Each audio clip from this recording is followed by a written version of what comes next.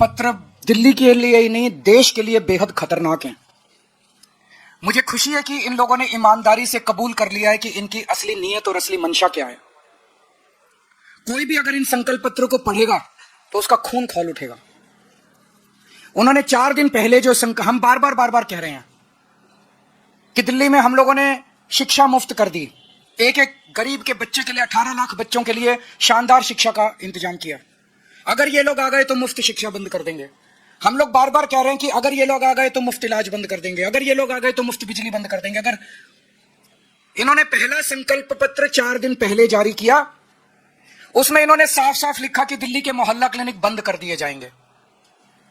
तो दिल्ली के लोगों को जो फ्री इलाज मिल रहा है, वो फ्री इलाज दिल्ली के लोगों का आज जो दिल्ली के लोगों को मिल रहा है दिल्ली के मोहल्ला क्लिनिक अस्पतालों में, वो बंद कर दिया जाएगा। इन्होंने साफ साफ अपने संकल्प पत्र में घोषणा कर दी है। और आज का इनका ये संकल्प पत्र है। इस संकल्प पत्र में ये लिख रहे हैं कि दिल्ली के स्कूलों में मिलने वाली फ्री शिक्षा को बंद कर दिया जाएगा। इसमें लिखा है, सरकारी शिक्षण संस्थाओं में दिल्ली के जरूरतमंद छात्रों को मुफ्त शिक्षा दी जाएगी। स्कूलों में तो सबको मुफ्त शिक्षा मिल रही है, जरूरतमंदों को थोड़ी मिल रही है, सबको ही मिल रही है। तो इसका मतलब ये सबको अब मुफ्त शिक्षा बंद करके जरूरतमंदों को देंगे। इसका मतलब लोग इनके नेताओं के घर के चक्कर काटेंगे कि मेरा भी मुफ्त करा दो जी, मेरा भी मुफ्त करा दो जी। आज दिल्ली के 18 लाख बच्चे दिल्ली के सरकारी स्कूलों में पढ़ रहे हैं, सबकी शिक्षा मुफ्त है। आज इन्होंने घोषणा कर दी कि दिल्ली में मुफ्त शिक्षा बंद कर दी जाएगी। परसों इन्होंने घोषणा की थी दिल्ली में मुफ्त इलाज बंद कर दिया जाएगा। मैं दिल्ली के लोगों को चेतावनी देना चाहता हूं, यह बहुत खतरनाक पार्टी है। गलती से भी इनको वो मत दे देना, आपके घर का बजट ऐसा गड़बड़ाएगा कि आप दिल्ली में रहने लायक नहीं बचोगे। एक बच्चे की आज प्राइवेट में इलाज करा, प्राइवेट में पढ़ा लो, 5,000 रुपए महीने का खर्चा एक बच्चे का तो आ जाता है।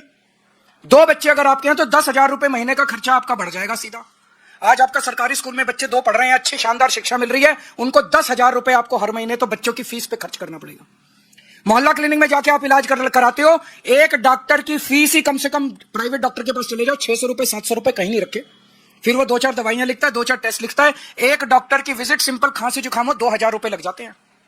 अगर मोहल्ला क्लिनिक और अस्पतालों में फ्री इलाज बंद कर दिया गया, कम से कम 5-7 हजार रुपए तो महीने का आपका ये खर्चा, 15,000 रुपए तो ये खुद मान रहे हैं कि हम बंद कर देंगे, आपके 15,000 रुपए का एक्स्ट्रा खर्चा आएगा।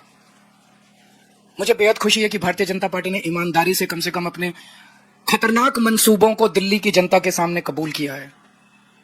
अब कुछ और कहने लायक बचा नहीं है। अगर आपके कोई प्रश्न है तो पूछ लीजिए। तो केजी से 12वीं तक भी तो पैसे लगेंगे ना। केजी से पीजी के बीच में केजी से 12वीं तो आती है ना। उनकी मंशा साबित हो गई कि नहीं हुई?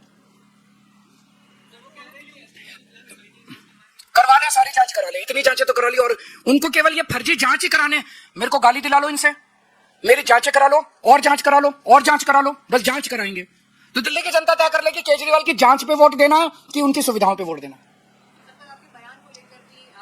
वो उस पर जवाब दे दिया इन्होंने, बहुत अच्छा जवाब दिया।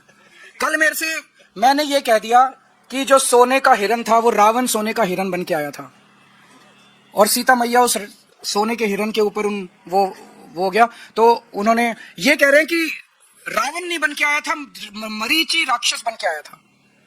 तो मेरी वो पूरी भारतीय जनता पार्टी आज धरने पे बैठी है मेरे घर के सामने कि मैंने रावण का अपमान क्यों किया, मैंने रावण का अपमान कैसे कर दिया। पूरी भारतीय जनता पार्टी, इनको रावण से इतना प्यार है, राक्षसी प्रवृत्ति है इन लोगों की।